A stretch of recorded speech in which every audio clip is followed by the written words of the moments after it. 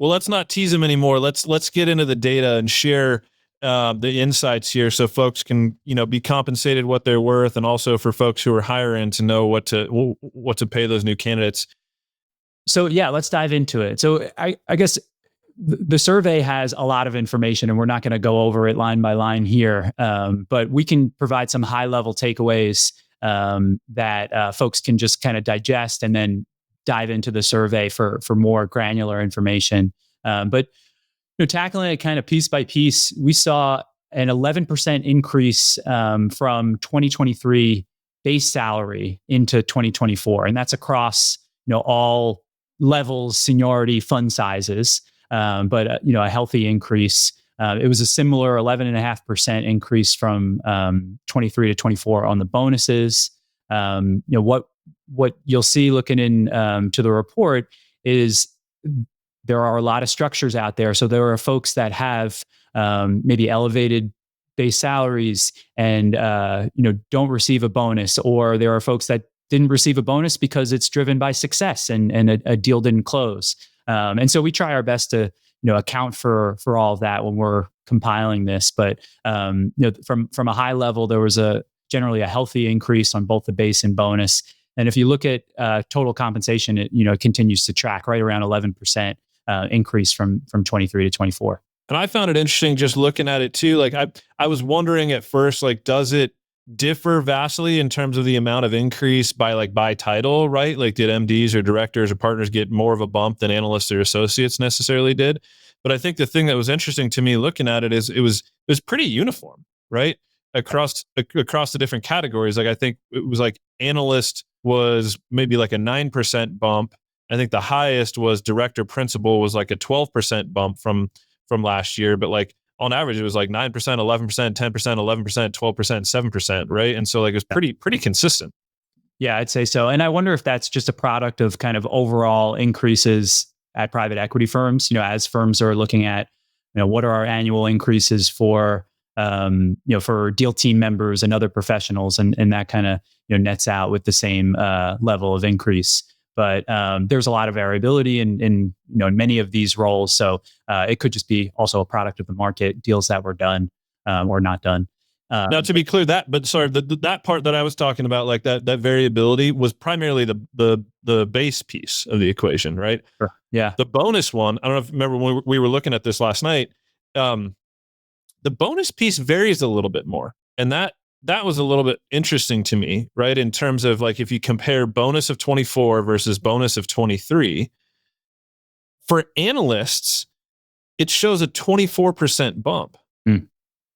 And then for associates, it's like a 19% bump, right? And so I guess the question that was in my mind is like, maybe did we not get as many inputs last year from analysts and associates as we did this year? Or like, is there something that substantially kind of changed that, right? Yeah. I mean, I think there's a lot of different angles that could influence it. The data set certainly could. Just the idea that an analyst and an associate with more time in the role is more likely to convert on deals. And so if they are in a role where their bonus is driven by success or some type of metric, you would expect it to go up over time, time to develop pipeline and have those turn. Because to be clear, these numbers are people reporting their actually received bonuses, not what they project to receive or what they could receive in the position, right? So there's a little bit of that because we did collect this in Q4. So I think for the most part, people had a very good line of sight into what they were going to receive if they hadn't already. Got it. And either that's in a discretionary bonus that historically is paid out where it's supposed to, or someone who's in a success-based type of role that has 3 quarters and some change behind them and can see what's likely to finish and what their bonus will be at the end of the year. Now, the interesting thing is it actually correlates directly with the deal volume that took place in the market between 23 and 24, right? Like if you look at the transaction volume, I was just looking at a couple different sources here, 2024 aggregate US private equity deal volume in 24 was 838 billion, representing a 19.3% increase over 2023's volume of 700 billion, right? Mm. So I don't know if, I mean, and that, I just was thinking about that could be another driver here too, right? Of like deal volume overall was down versus like that increase. Maybe that drove part of it. Hard to say, I guess. Yeah, it has to be a factor. And all of this nuance is, it does contribute to like a difficult process. And, you have to take all of that context into account when you're, reviewing this. And, there's not enough data points for us to separate, average bonuses based on the folks that have discretionary bonuses versus those that are in a success-based role, because you could see someone who had an extremely good year, at an associate or senior associate level with a bonus that's much higher than, a VP or director because of some type of like multiplier or something like that. And we'll talk about the percentage of the participants that had those different structures.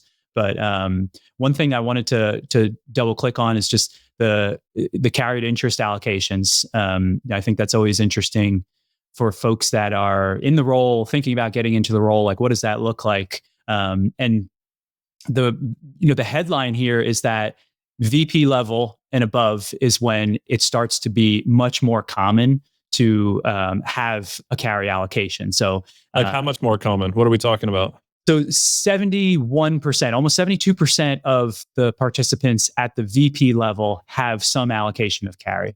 And that's compared 72% at VP or above have some carry. So that's just at the VP level, 72% of VPs, 75% of directors and principal, and then 100% of MDs and partners that participated have some allocation of carry.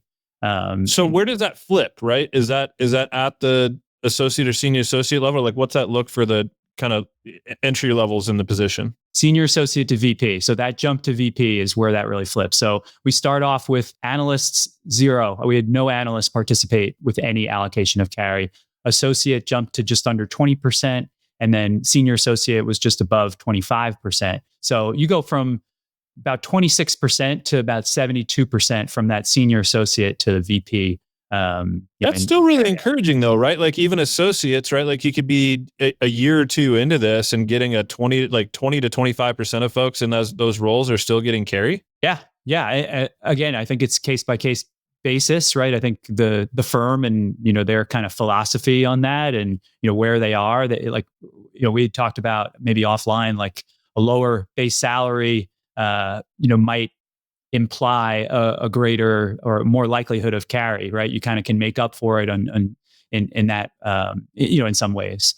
But I think it's promising to see that high of a frequency of carry allocation at the VP level, because anecdotally, a lot of the VP searches that we run, these like first time BD hires, there's a good amount of hesitancy from firms in in having that be part of the package. And there's a difference if it's part of the package from day one and, advertised in the compensation package versus a year down the road. And we see a bit of that too. But I think to be competitive with, a successful BD professional at the VP level and above, it's important to have that as part of the package. Do we know how that's changed? Like, did we look at last year, the carry breakdown, like what percentage of folks had carry in 23 versus folks that had carry this year?